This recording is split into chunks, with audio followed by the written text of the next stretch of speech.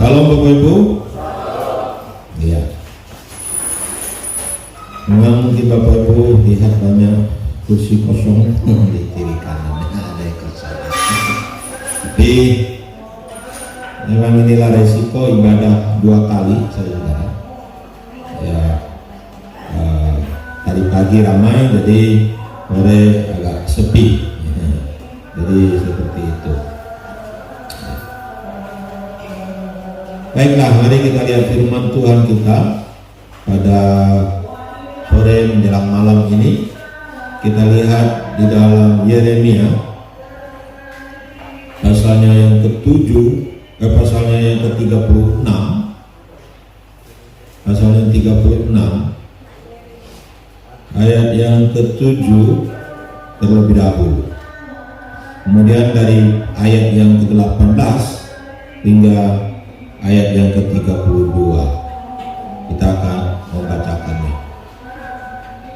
Baik, kita baca bersama-sama ayat yang ke-7 terlebih dahulu. 1, 2, 3. Mungkin permohonan mereka sampai ke hadapan Tuhan dan mereka masing-masing bertobat dari tingkah langkahnya yang jahat itu, sebab besar murka dan kehangatan amarah yang dihancurkan Tuhan kepada bangsa ini. Ayat 18, jawab Baruk kepada mereka, segala perkataan ini langsung dari mulut Yeremia kepadaku, dan aku menuliskannya dengan tinta dalam kitab. Lalu berkatalah para pemuka itu kepada Baruk, pergilah, sembunyikanlah dirimu bersama dengan Yeremia. Janganlah ada orang yang mengetahui di mana tempatmu. Kemudian pergilah mereka menghadap raja di pelataran. Sesudah mereka menyimpan gulungan itu di kamar panitra Elisama, mereka memberitahukan segala perkara ini kepada raja. Raja menyuruh Yehudi mengambil gulungan itu. Lalu ia mengambilnya dari kamar panitra Elisama itu. Yehudi membacakannya kepada raja dan semua pemuka yang berdiri di dekat raja. Waktu itu adalah bulan yang ke-9 dan raja sedang duduk di balai musim dingin, sementara di depannya api menyala di perapian. Setiap kali apabila Yehudi selesai membaca 3-4 ladur, maka raja mengoyak-ngoyaknya dengan pisau laut, lalu dilemparkan ke dalam api yang di perapian itu, sampai seluruh gulungan itu habis dimakan api yang di perapian itu. Baik raja maupun para pegawainya yang mendengarkan segala perkataan ini, seorang pun tidak terkejut dan tidak mengoyakkan pakaiannya. Eli, Magdalaya dan Gemaria memang mendesak kepada raja supaya jangan membakar gulungan itu, tetapi raja tidak mendengar mereka. Bahkan raja memerintahkan pangeran Yerameel, Seraya bin Asael, dan Selenia bin Abdiel untuk menangkap juru tulis Baruk dan Nabi Yeremia, tetapi Tuhan menyembunyikan mereka.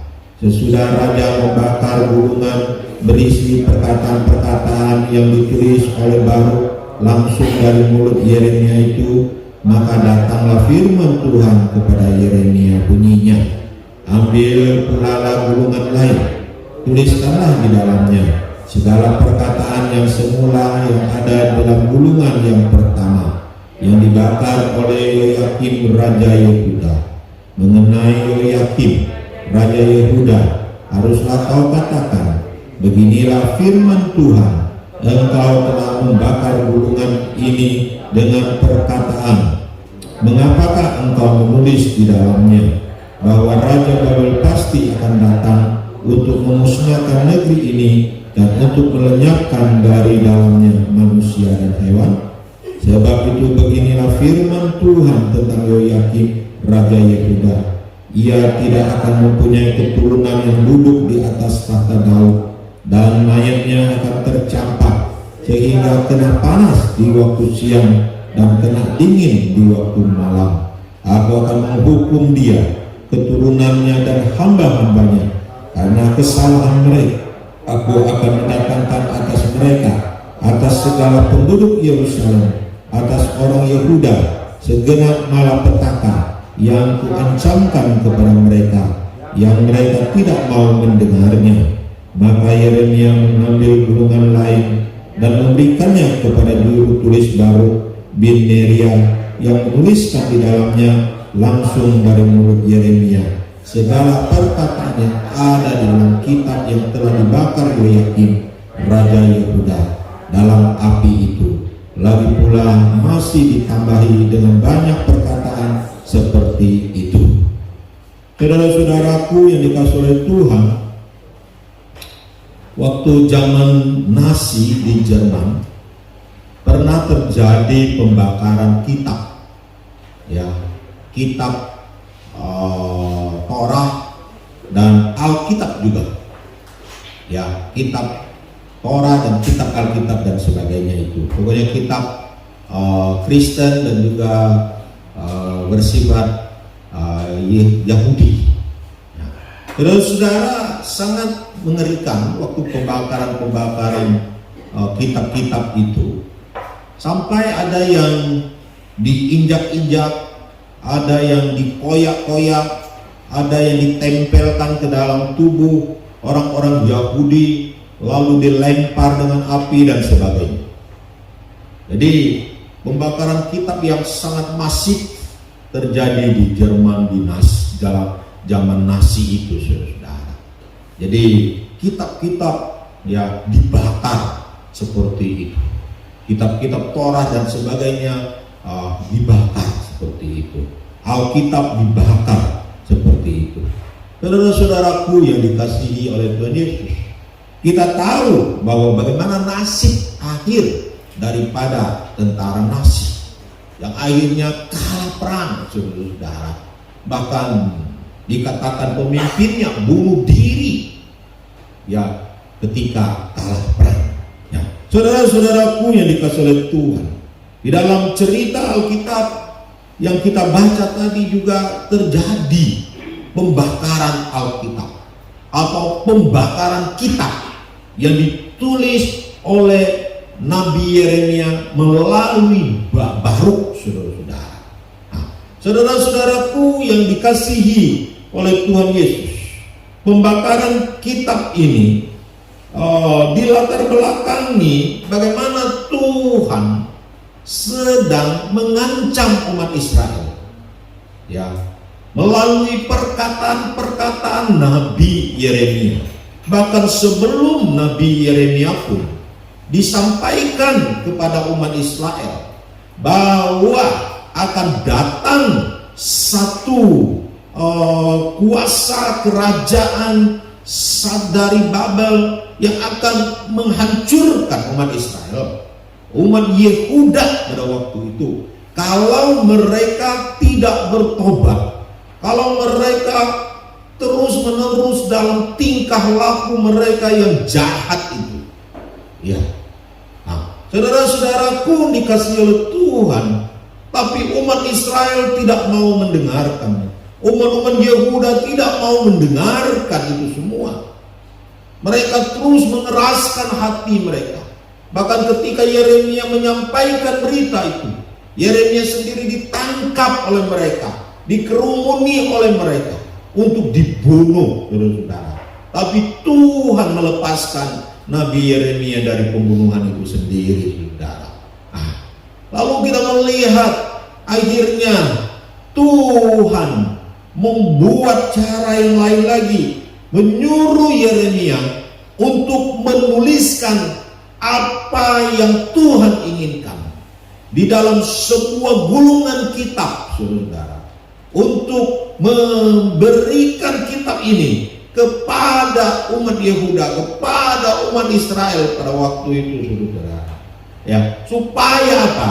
Supaya mereka mendengar, ya, supaya mereka mendengar dan supaya mereka bertobat, saudara.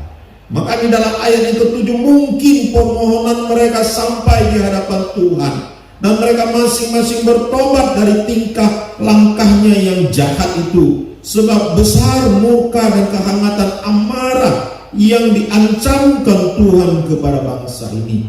Ada ancaman yang besar, tetapi sebelum ancaman ini dilaksanakan, Allah mengingatkan mereka. Allah mau mereka bertobat, Allah mau mereka tunduk dan taat kepada kebenaran firman-Nya. Tetapi mereka masih mengeraskan hati, dan akhirnya kitab ini ditulis oleh Yeremia. Gulungan itu ditulis oleh baru melalui mulut Yeremia yang diucapkan saudara. Saudara-saudaraku dikasihi oleh Tuhan Yesus. Apa tujuan ya dari penulisan kitab ini yang lebih dalam lagi? Ya, tidak lain kalau hanya dari mulut ke mulut. Mungkin itu bisa berubah. Ya, ketika Yeremia menyampaikan seperti seorang berkhotbah yang menyampaikannya di bait suci Tuhan, mungkin itu bisa ditambah-tambah dan berkurang. Dan mungkin juga orang yang mendengarkannya pun terbatas sekali. Ya, sehingga ketika dengan kitab disampaikan, maka ini menjadi sesuatu yang membesar, sesuatu yang bisa dibaca oleh ramai orang, bisa sampai turun temurun, sampai kepada anak cucu, bahkan sampai hari ini sampai di tangan kita. Amin. Nah, saudara-saudaraku dikasih oleh Tuhan, inilah betapa pentingnya kitab yang ditulis oleh Yeremia ini. Tuhan mempunyai tujuan yang sangat luar biasa hingga kitab ini ada, saudara. Tetapi ketika Yoyakim bin Yosia, Raja Yehuda, mendengar akan tulisan ini atau mengetahui tulisan ini, dia menyuruh Yehudi untuk mengambil kitab itu. Lalu dia disuruh membaca Yehudi. Setiap 3-4 lajur dia ambil dan dia koyak dengan pisaunya, dia koyak, lalu akhirnya dibakar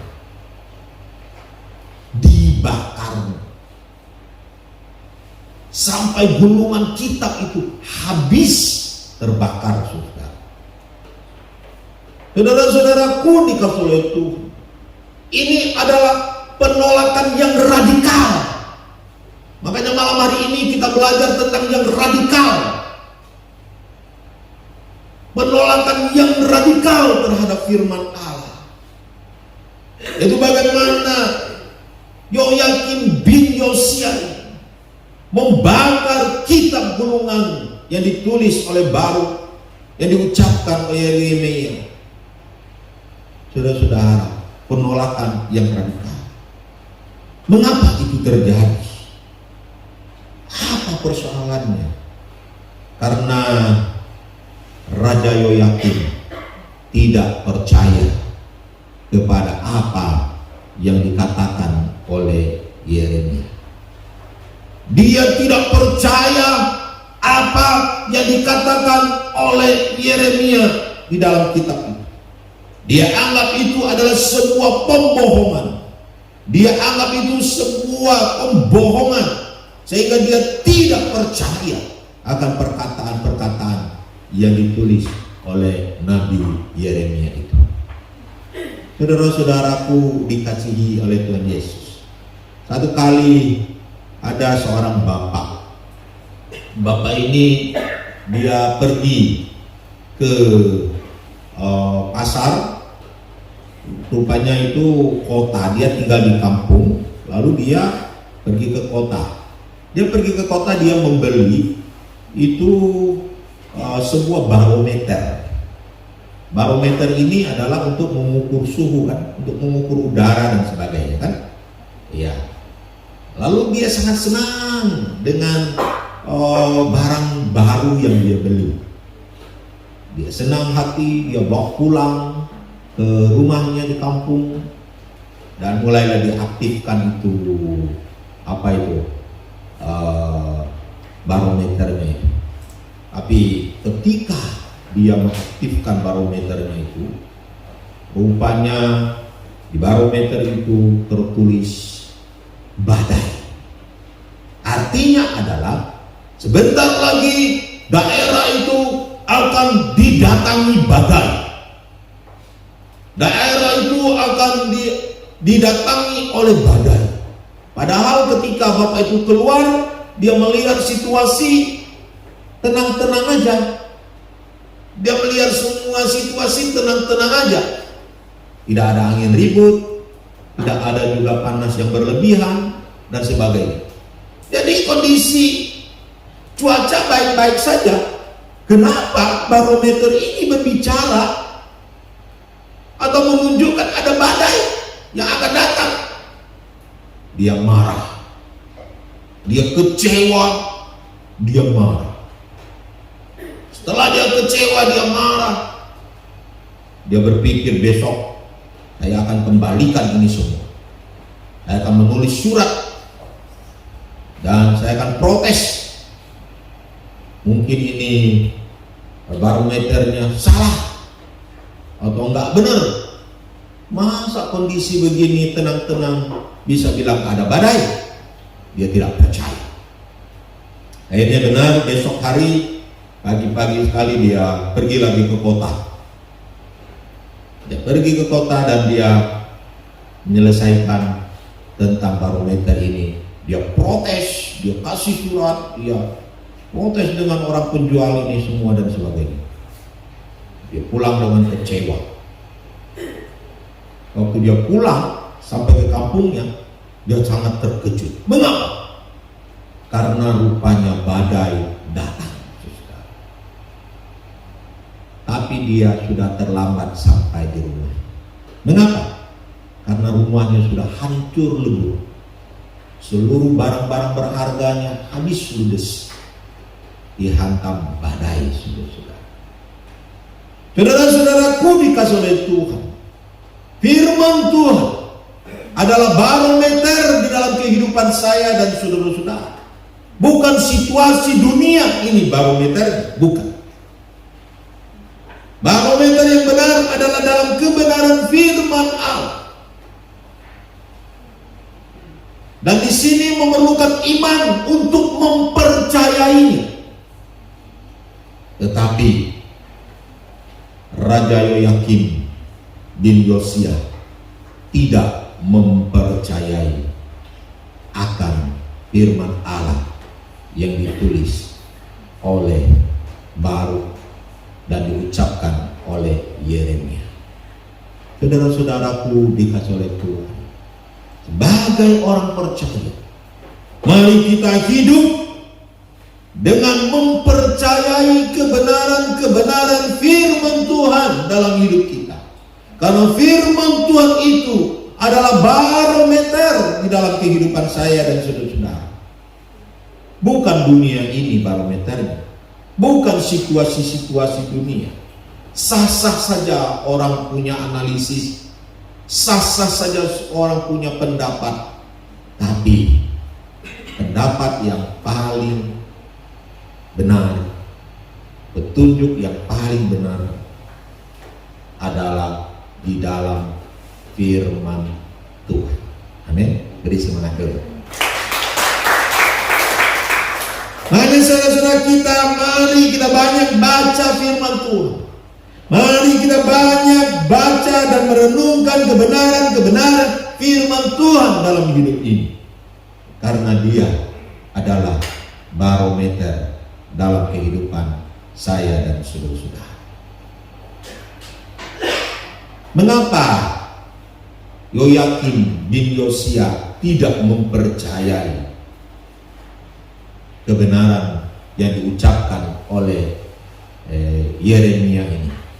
Karena dia ini mau menerima yang baik. Dia hanya mau menerima apa yang baik. Dia tidak mau menerima teguran-teguran firman Tuhan. Dia hanya mau mendengar hal-hal yang baik yang diucapkan, tapi dia tidak mau menerima hal-hal yang menegur dalam kehidupannya. Jarang orang yang mau menerima teguran. Ya, jarang ada orang yang mau menerima teguran. Kalau ya, orang banyak mau hanya menerima pujian. Ya. Kalau orang berkata kita, oh cantik kamu, wah kita senang. Oh kamu ganteng, oh senang. Oh kamu berhasil, oh hebat. Oh kamu luar biasa, oh kita senang sekali. Kalau orang puji kita, kepala kita jadi makin besar dan makin hebat, dan kita merasa diri kita makin luar biasa. Tapi kalau ada orang kritik kita, ada orang tegur kita, kita mulai tidak suka dengan orang itu. Betul?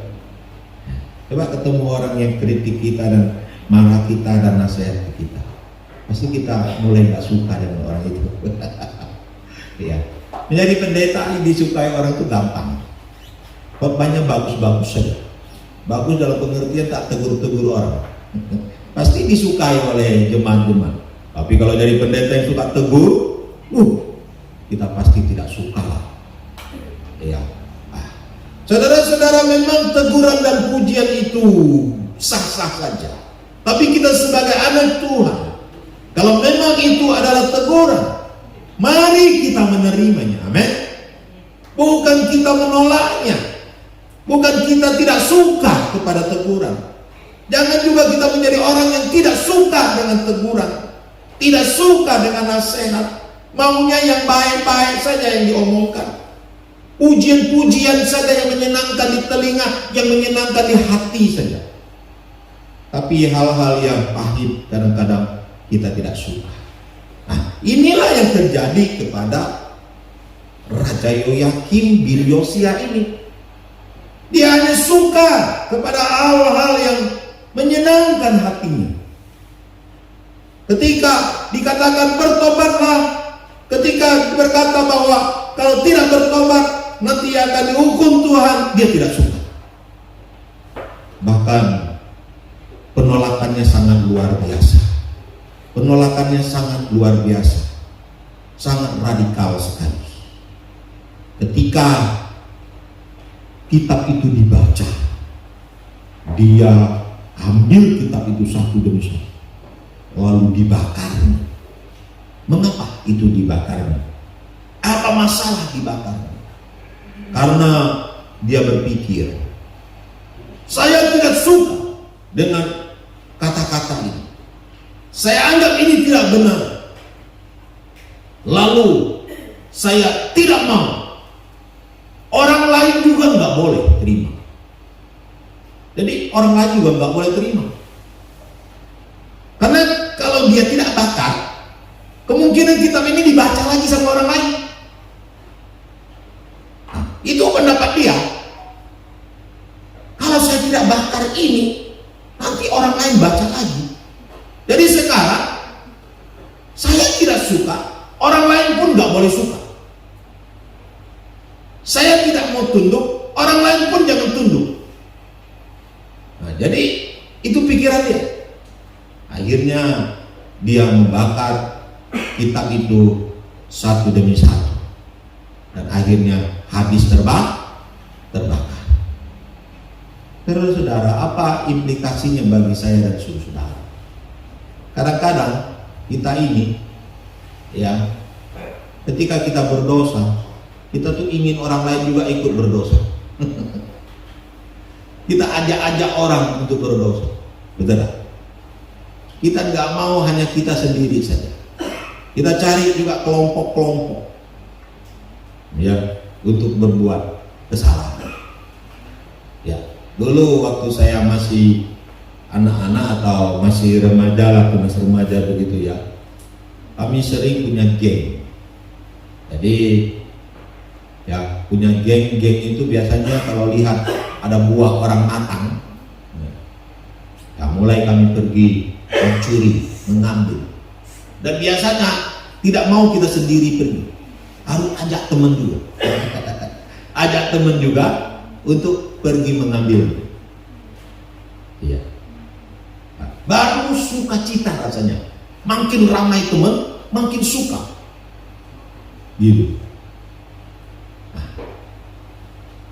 ibu-ibu hati-hati dalam gosip-gosipan. Karena kenapa saya katakan gosip-gosipan? Kalau gosip itu benar, nggak masalah. Kalau gosip itu makin digosok makin sik, dalam pengertian itu adalah berita yang tidak benar, ataupun berita yang benar tapi dalam penggosipannya itu akhirnya menjadi berita yang tidak benar atau berita yang ditambah-tambah gitu.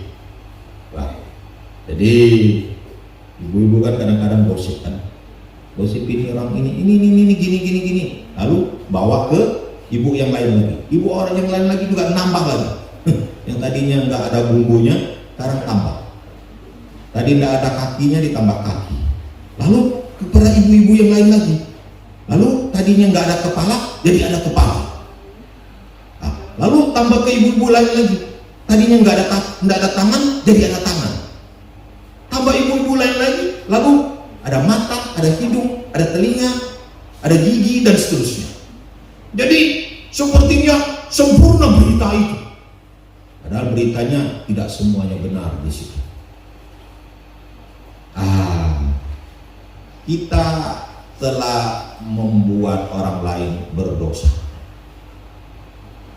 Kita telah membuat orang lain berdosa.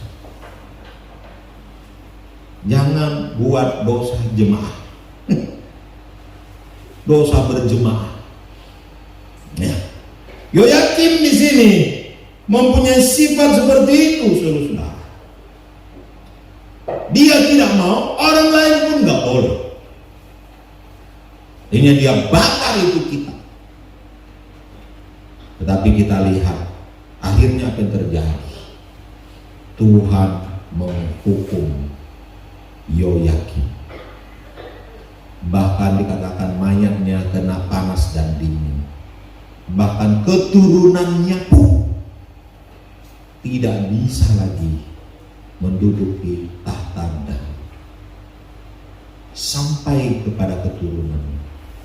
Bahkan Tuhan tetap mendatangkan kerajaan Babel untuk menghancurkan akan kerajaan Yehuda, dan orang Israel mengalami pembuangan. Tuhan tidak bisa dipermainkan. Akhirnya hukuman sampai. Tetapi Yeremia yang berani membela kebenaran, yang berani berbicara dalam kebenaran, apakah Yeremia mati? Enggak. Walaupun dia dicari oleh Raja Yoyakim, walaupun dia mau dimatikan oleh Raja Yoyakim sekalipun, Tuhan dikatakan di sini menyembunyikan dia. Amin. Beri semangat dulu. Saudara-saudaraku dikasihi oleh Tuhan Yesus, penolakan yang radikal membuat juga perlawanan dari hukuman dari Tuhan yang radikal terhadap Yoyakim. Tapi jika kita radikal dengan Tuhan, radikal dengan kebenaran firman Tuhan, kita akan dibela oleh Tuhan. Kiranya berkat firman Tuhan memberkati kita semua. Amin. Mari kita bangkit berdiri, kita berdoa.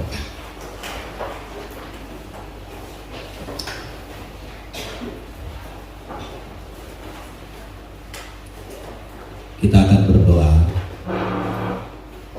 Nanti minta Bapak Allah itu untuk kita. Terima kasih Mas Ika. Kasih Tuhan Allah Indonesia sudah jaga kami pada hari sepanjang malam sampai kami bisa sampai datang ke gereja untuk membelakan firman Tuhan yang sampai hamba Tuhan. Supaya lewat firman kami dikuatkan di betul diberkati seterusnya. Kami bersyukur Tuhan yang Maha Kuasa ini. Kami seterusnya memuji memuliakan nama Tuhan Yesus. Kasih pertolongan semua. Juga untuk hamba yang menyampaikan berkat dia, dia seterusnya dengan heran yang luar biasa lagi. Sampai doakan mereka jaga Tuhan dilindungi Yesus. Pelayanan mereka lebih luar biasa lagi. Apapun masalah meminta apapun menang Tuhan Yesus menang oleh kuasa Allah kuasa ini. Kami serah semua ini dalam Yesus. Hanya dalam Tuhan Yesus kami bersyukur. Masih Tuhan Yesus. Haleluya. Amin. Amin. Silakan duduk.